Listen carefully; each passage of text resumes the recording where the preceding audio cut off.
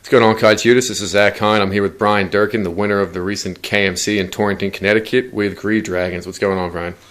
Not much. Didn't get much sleep this weekend, and so I look like an utter scrub at the moment. But, I'm going to talk about my deck. Played Grieve Dragons again. I just felt really comfortable with the deck. It was like the morning of Audible. I felt like the metagame was going to be really open, and everything was represented at Connecticut. And I just knew how to play this deck, so I was like, at least I'm not going to lose to my own faults.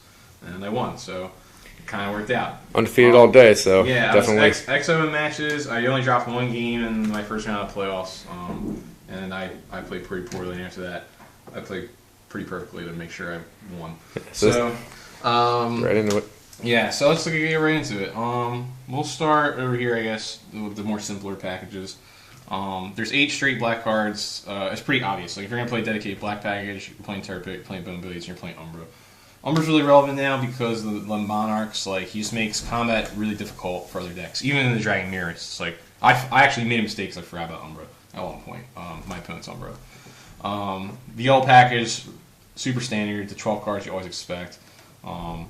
It's so much fun, like playing with dragons against for a while. It's just like messing with other decks. Like it's just absurd. Like Lux is just so out of this world good.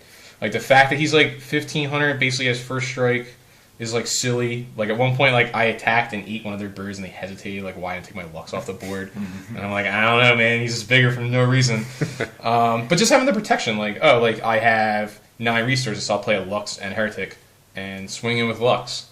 So like Heretic is getting it in. So there's just like a lot of just like silly things you can do.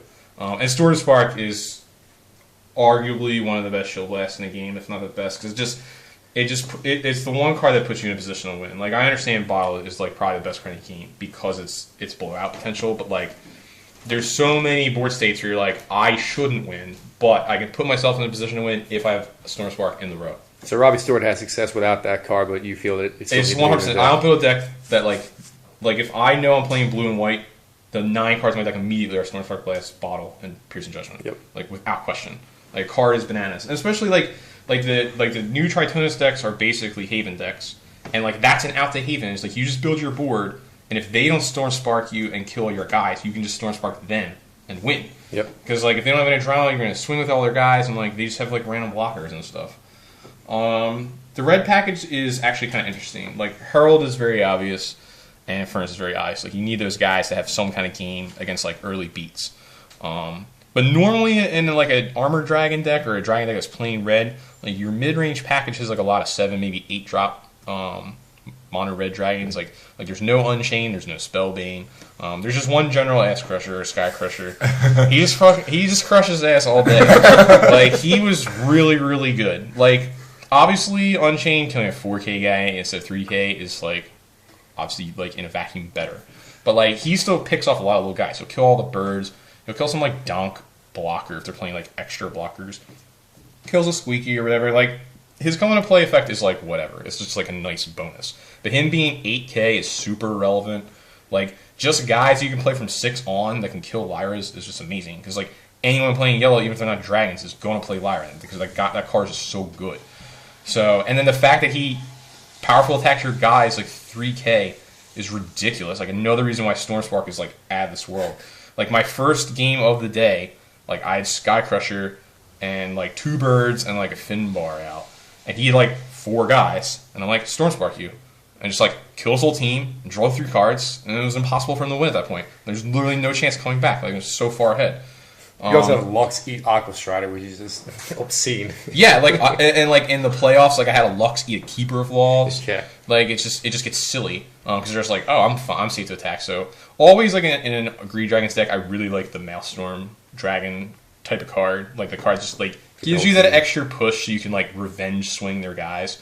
And he does the same thing, and also has just like another utility effect, and he's huge. Infernus is real obvious. He's he's like a removal spell for killing at 4K or less. But the prevention where they can't play small guys is huge. Like in my top 4, like the fact that I had Infernus and he couldn't get rid of it meant I couldn't lose to Heretic. Because he couldn't just drop Heretic with like 1,000 birds and swing for like 6 shields out of hand. Because he couldn't play his birds anymore. Yeah. Played 2 Crimson Wyvern. The guy is really real. Like I know people didn't think that like playing him would be enough. I was kind of down on him too, but I was wrong. That is correct in a vacuum. Even if you play just 3 of him and he was your only answer to Haven, you're not going to beat Haven. But like what you have to realize that this deck is doing is like I'm playing Piercing and Finbarr.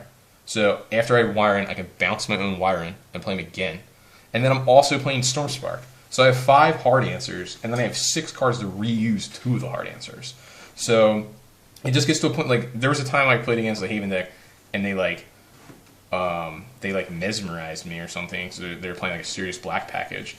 And, like, my hand was just, like, all gas. Like, they just knew that, like, they're like, what the hell do I take? Like I was rocked, like, no matter what. And it's really funny, like, he has, like, accidental blowout potential against, like, other decks. Because, like, other people are going to play, like, Lemons and Strider because, like, there's really solid cards.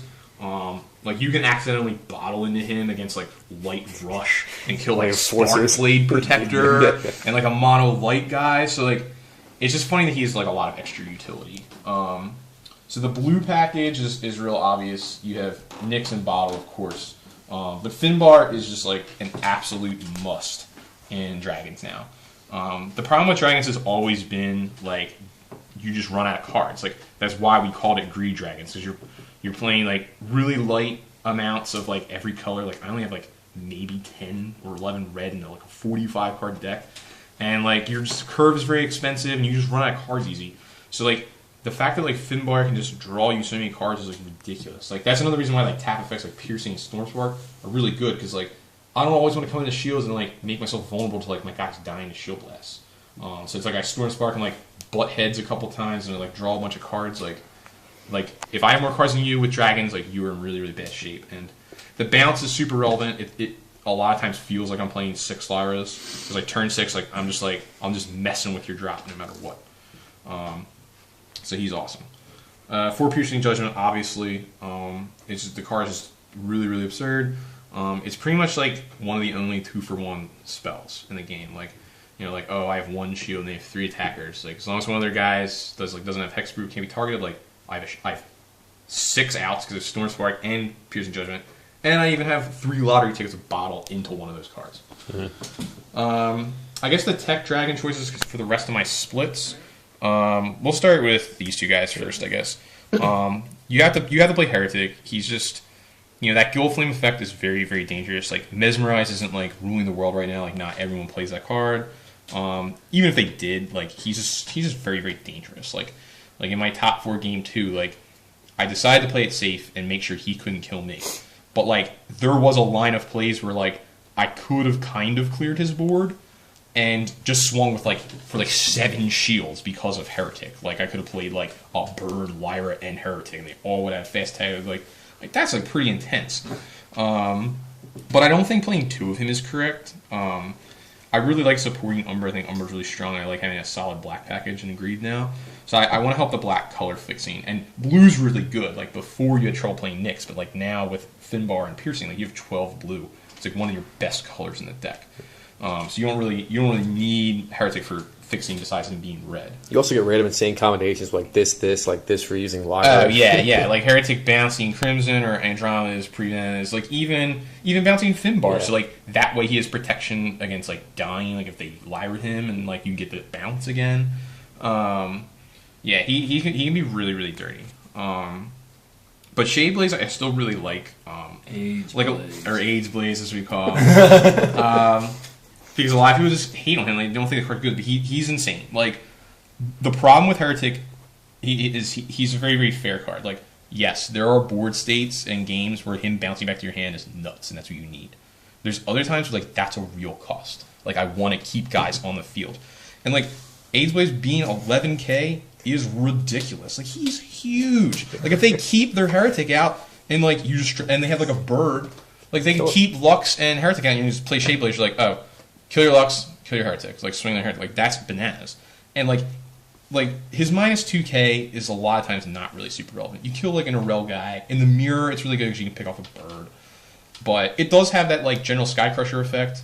You know, like, you could have, like, they could have, like, a tapped Andromeda. You have an Andromeda, you're just like, oh, play Shadeblaze. My Andromeda, eat your Andromeda, like, come in with Shadeblaze. Like, tap Lyra, eat it with Herald. Yeah, exactly. Like, yeah, like, they have a Lyra out, but that's, like, tapped, and you have a Herald, and you just, like, randomly Herald now coming over Lyra.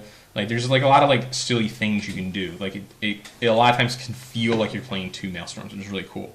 But his effect that gives everyone fast attack is ridiculous. Like game 2 in the first round of the playoffs, like my opponent had like 2 blockers or whatever, and I have Shadeblaze out, and I'm just like, all right, cast a new dragon, swing with Shadeblaze, and he had no shield, so he's like, has to block. I'm like, all right, now my new guy gets to attack. So like you just lost both your dudes, and it's like he just puts your opponent in a really bad position because it's anytime anyone dies. So it's like you could have a giant guy, and I can just have like one of my birds butt heads. So like I can just have all the rest of my guys attack like anything else I play that turn. So he's really solid. 1-on-1 is definitely correct for those. And then I feel like the most important card that a lot of people hate on that arguably won me every match that I played. At some point, he was very integral. Is Serpens the Spirit Shifter. He is ridiculous. Again, I think having a solid black package. They do the snake sound every time, every game, because he would just blow people out. Like a lot of times, you don't have time for 9 mana for Andromeda. Like you just can't. You need to do more in a turn. And the fact that he helps you with your black is really important. But his effect is really, really solid. Like you have a couple birds. Remember, you're playing 8. You can play them on turn 5 or 6 pretty reasonably. Use Crash your bird into one of their guys. Like there was a game in the mirror where like I bottled the Crimson Wyvern. Like, oh, what a bust. But he had a tapped guy, so I played Serpens, butted headed with Crimson Wyvern, and I got a free shield. And that shield made sure I won the game because like it put him out of reach of like he had to switch roles. Like he couldn't try to kill me. He had to make sure he stayed alive at that point because of that extra shield. And that happened all day. And like just the fact that this guy's like 2 cheaper than Andromeda is just huge. Like it really gives you a lot of game against like a lot of aggro decks. Like I played against Blurple, and like Serpents earned me like 3 free shields, and the guy's just like, I can't. He like scooped. He's like, I can't win this game. Like I'm not gonna reasonably kill you in the next 2 turns. And he's like, I know you have Andromeda, and pick it with Mesmerize because I take Herald, And I'm like, yeah, you're just done. But the other thing that makes this guy very, very relevant is he's 6,500. Like the fact that he's basically 6'6" first strike is super relevant because he can eat Lyras. So like they Lyra him, and you're like, okay, like you better play Skycrusher or Shadeblaze or Umbra to come over the top. It's not gonna matter. So he's just really good. Like in this format, like there's a decent amount of matchups where you like want to really start attacking with your birds early. So it's cool to go like bird and turn 5 play hit and then swing in. Because, like, sometimes to your birds, and, like, you at least are sort of drawing cards, like, getting extra shields and stuff, so... So you like 2 more than 1? Yeah, I think you have to play 2, because... This guy likes 1. Yeah, he only likes 1. He's a clown. The reason I like 2 is because you need the mana fixing. That's the key. Like, there's a lot of times where I'm like, I want to play him as my first resource, because if I draw Lux or Umbra off the top, I can play either. Yeah, you mana him for turn 1, now you unlock both your 2-drop birds, which gives you a lot of different Exactly, options. But then I'm not at a Serpens. Like, he's a guy that is, like... almost always good. These guys are sometimes a little too expensive. Like the 1 cost really makes a difference.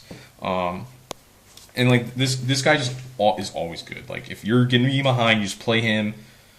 He just swings the board because like even if they don't have tapped guys for you to crash your dudes in, you play him and swing.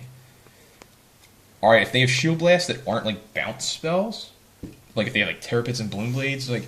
They're like in a really shit position because they're just like, God, I like gotta kill your guys because you're beating me down. But then like now you're getting more head and shields. Like it's just lose for them all the time. Guy played him against me round 1. I had infinite shields, but I couldn't cast any Terror Pits because he had Serpents out, and I would have just lost. Yeah, exactly. He won me a game in every match I played against every deck, and I played against a lot of different decks at Connecticut. Like he was good against Haven, he was good against Blurple, he was good against Esper. He's good, and he's good in the Dragon's Mirror. He 100% won me my first game in top 4. And he only gave me 1 shield, but that's what mattered. He couldn't just like Heretic out of hand and kill me. So that's basically the deck. If I was going to a KMC next weekend, I would play the exact 45. There's nothing I would change. Like the deck is really, really solid. 2 Wyvern is fine. You need to play Wyvern. Because like what you forget is like Haven is not as impenetrable as you think. Like yeah, it's annoying as hexproof, but like again, you can build up your board in Stormspark and just win. You just overwhelm them with guys and just win. So, like, don't live in fear of that deck. And, I mean, the one part I love about Dragons is, like, it always is game against anything. Like, the Rush matchup is not great. It's tough, but yeah. Herald, like, gives you a chance. Like, and if you have, like, really awesome blasts, like, you have a chance. You have a piercing and something else, like, you probably can get there. Like, Serpents really helps you. Like, they'll pick up your birds. You're like, you have a way to earn shields earlier. So the deck just has a lot of reach. I just feel like, unless it's like a balls to the wall aggro deck, you're probably only like 25%, 30% to win that at best. But pretty much any other deck that's like playing like a fair curve that isn't going super fast, like you're probably favored to win. Like you're definitely not like worse than 50-50 ever. So like and I just felt like good about the deck. So I highly recommend it. It should always be in your gauntlet. It should be a deck you're comfortable with. And if you're thinking about playing it, make sure you just like butt heads with another good player and just play the mirror over and over. Because the mirror is the hardest match 100%. Like every other deck is really simple, like their game plan, but there's just like a lot of intricacies with the mirror. So that's my advice, and hopefully it helps you earn an invite, and I'll see you in Dallas, I guess. All right. Thanks, Brian. Good job on your second KMC win. Thanks. All right. Later.